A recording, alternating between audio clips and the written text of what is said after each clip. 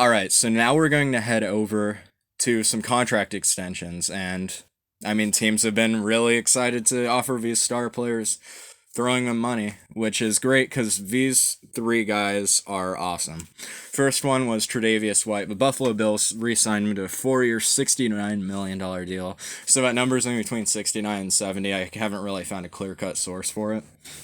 The passer rating for quarterbacks when thrown at him is 65.2. That ranks the second best in the NFL for cornerbacks.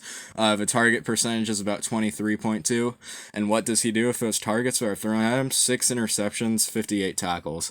Tre'Davious White's one of the best cornerbacks in the NFL. It's really not up for discussion. And he's considering about opting out of this season. And I think this really helped him because now he's going to get bank and he's not going to risk shaking off any rust. So, great for the Bills, great for Tre'Davious White, and he's a key piece to this Buffalo defense that really wants to maintain the kind of dominance they had last year. Next up, the Los Angeles Chargers extended Keenan Allen, wide receiver, 4 years, $80 million. He's had roughly 100 receptions over these past 3 seasons. He's a 4-time 1,000-yard receiver, which is great. He's a guy who can make plays all around the field, and he's obviously the Chargers' number 1 receiver. He'll be Justin Herbert's best friend this year, and for 4 more years to come as he develops. Also, Tyrod Taylor, he's a game manager type of guy. Keenan Allen's a good security blanket along with Hunter Henry. So now moving on to the big one, yes, DeShaun Watson. He didn't get traded for a bag of chips and a 6th-round pick. Bill O'Brien decided to keep him, which may have been a little bit smarter than trading away DeAndre Hopkins. I'm not saying either of those would be ridiculously great, but I'm surprised Deshaun Watson's still here. Not really. Okay.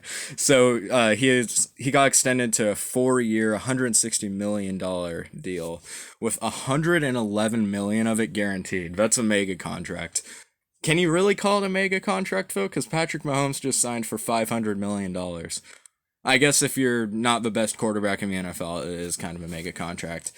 So he threw for over 3,800 yards last year, 82 rushing yards, which I'd expect a little bit more from Watson. But part of that is because his sack total went from 62 from 2018 to his 2019 total of only 44. He's improved his pocket presence a lot, and the Texans their offensive line has kind of gelled together more. They have more chemistry. I'm not going to say it's good. I'm not going to say it's great, but it's definitely gotten better from 2018. Watson also had 26 passing touchdowns and 12 interceptions. He also had 7 rushing touchdowns on the ground. He's Houston's goal line threat.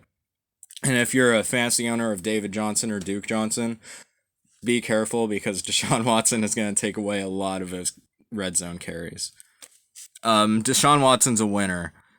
He was 10-6 with the Texans, 11-5, and then his rookie year, he was on fire until he tore his ACL.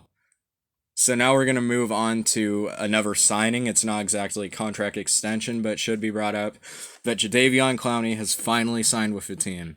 He neglected all of the Browns' offers. The Saints were apparently all in. I mean, they were going to try to do a sign and trade, something like that, which has never really been seen before in the NFL. You see it all the time in the NBA, especially last season. But Jadeveon Clowney got a 1-year, $12 million deal with the Tennessee Titans. I can't believe the wait's finally over. I'm going to be curious to see what Tennessee does. I really like the signing for him, even though I'm not a huge Titan fan. You have to expect Harold Landry to be on one of those sides because their edge guys are listed as linebackers, not defensive ends.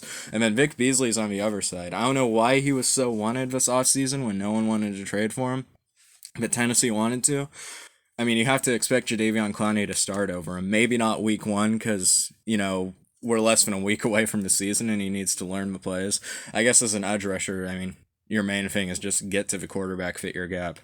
But still, Clowney's not the healthiest guy in the world. Vic Beasley he used to be good with Atlanta, so we'll see if Mike Vrabel will try to revive that.